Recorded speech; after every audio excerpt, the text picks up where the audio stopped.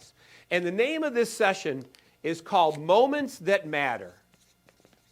M-O-N-E, Moments That Matter.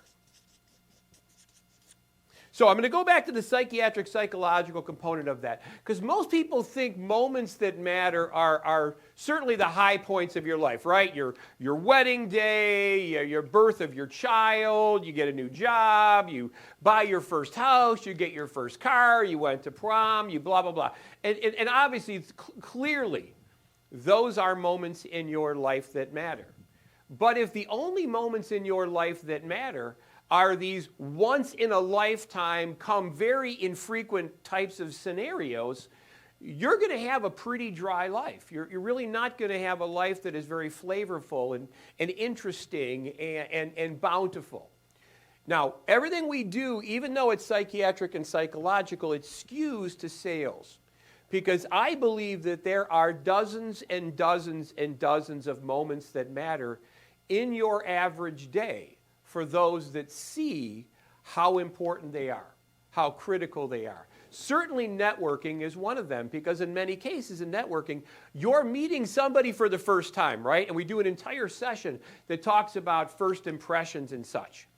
Now, I'm going to go out on a limb, and I'm going to say that the first time that I come in contact with you, very clearly for me, is a moment that matters, right? The moments that matter.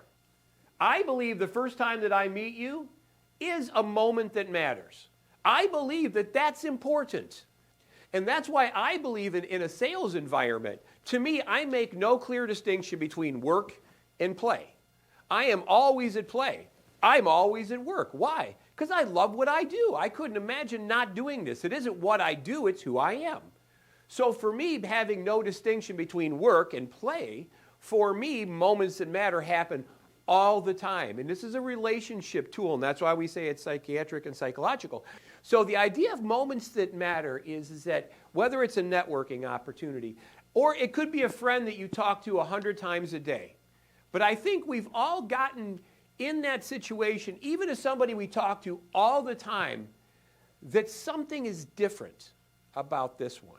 It's your coworker that you talk to all the time and is normally very upbeat and happy and positive, and yet today, maybe they're sullen, maybe they're a little reserved, maybe they seem a little disturbed about something, and you, because you know them as well as you do, recognize that there's something wrong here.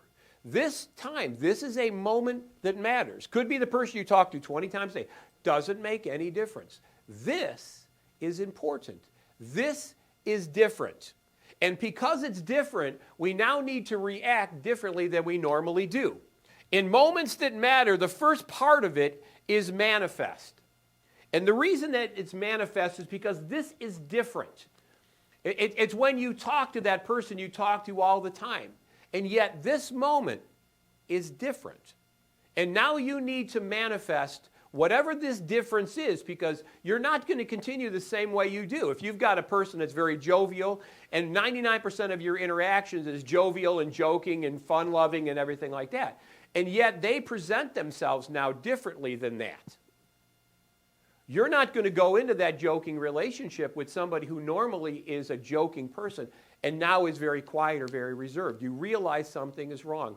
This is important. Could be a customer, could be a prospect, could be certainly somebody you meeting on a networking relationship. But the first step is you recognizing this is important. And I now need to manifest a relationship different, right, than I may have ever done. Certainly for somebody brand new, I don't know that person. I don't have the relationship to fall into.